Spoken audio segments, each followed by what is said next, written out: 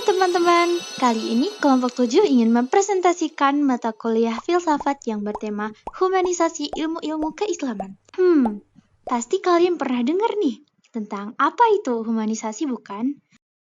Humanisasi sendiri memiliki arti yang berbeda-beda, di antaranya yaitu humanitas, dari kata Yunani yang berarti makhluk. Human, dari bahasa Inggris memiliki arti manusia, dan insaniyah dari bahasa Arab berarti memanusiakan manusia. Dan dari KBBI sendiri memiliki arti penumbuhan rasa kemanusiaan. Nah, berdasarkan pengertian-pengertian tersebut, dapat kita simpulkan bahwa humanisasi identik dengan manusia untuk manusia. Humanisasi atau penumbuhan rasa kemanusiaan biasanya sudah diterapkan kepada manusia sejak kecil. Mengingat manusia merupakan makhluk ciptaan Tuhan yang penuh kasih namun bisa merusak dirinya sendiri, sehingga diberilah akal untuk manusia. Karena adanya akal tersebut, manusia menjadi makhluk yang dimuliakan.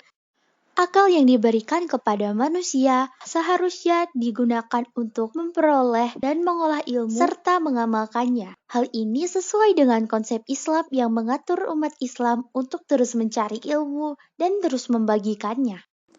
Humanisasi merupakan filsafat yang membahas tentang martabat manusia, pengembangan pribadi, empati dan solidaritas, pendidikan dan kebudayaan, kebebasan dan hak asasi manusia, serta kritik terhadap diskriminasi dan ketidaksetaraan.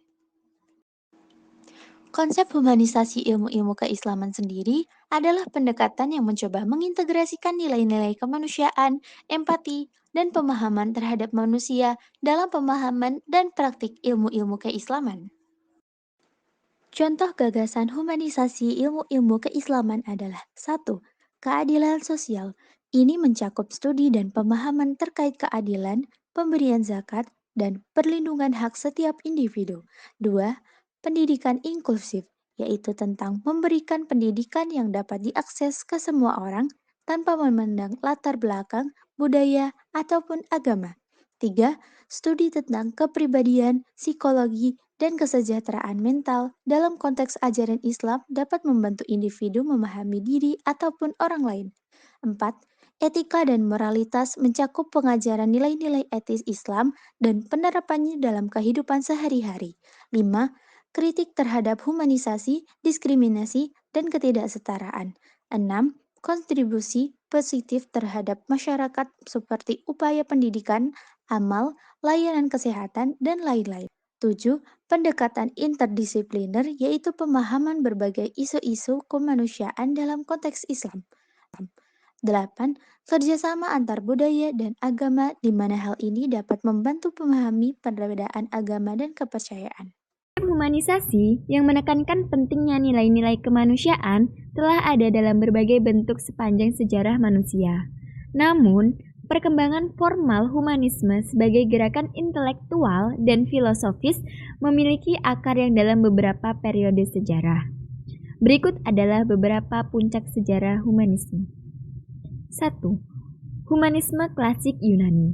Konsep humanisme pertama kali muncul dalam masyarakat Yunani kuno, terutama dalam pemikiran filsuf-filsuf seperti Socrates, Plato, dan Aristoteles. Mereka mengeksplorasi konsep-konsep seperti etika, moralitas, dan martabat manusia dalam karya-karya mereka. 2. Humanisme Romawi. Humanisme juga memengaruhi Romawi kuno, terutama melalui karya-karya Cicero yang mempertimbangkan etika dan peran individu dalam masyarakat. Yang ketiga, humanisme Renaissance. Puncak humanisme sebagai gerakan filosofis adalah pada periode Renaissance, abad ke-14 hingga ke-17 di Eropa. Ini adalah periode yang ditandai oleh kebangkitan minat dalam seni, sastra, dan ilmu pengetahuan klasik. Filsuf-filsuf dan cendekiawan seperti Descartes, Erasmus, dan Thomas More memainkan peran penting dalam mengembangkan konsep humanisme selama periode ini. Abad pencerahan atau Enlightenment abad ke-18 adalah periode pencerahan yang memberikan kontribusi signifikan pada perkembangan humanisme. Para pemikir Pencerahan seperti Voltaire, Rousseau, dan Kant menekankan hak asasi manusia, rasionalitas, dan kebebasan individu. Pada abad ke-18 terjadi perkembangan signifikan dalam gerakan hak asasi manusia. Deklarasi Kemerdekaan Amerika Serikat 1776 dan Deklarasi Hak Asasi Manusia dan Warga Negara Prancis 1700. Konsep humanisme terus berkembang dan berubah seiring berjalannya waktu. Dalam konteks kontemporer, humanisme terus memainkan peran dalam pengembangan nilai-nilai kemanusiaan dan pendekatan terhadap ilmu pengetahuan, etika, dan masyarakat yang adil.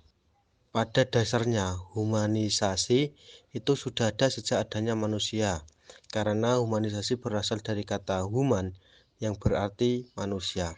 Serta seperti yang kita ketahui dan yang paling masyhur akan humanisasi dari Islam adalah dari Nabi dan Rasul yang memperjuangkan hak-hak manusia dan keseimbangan hidup.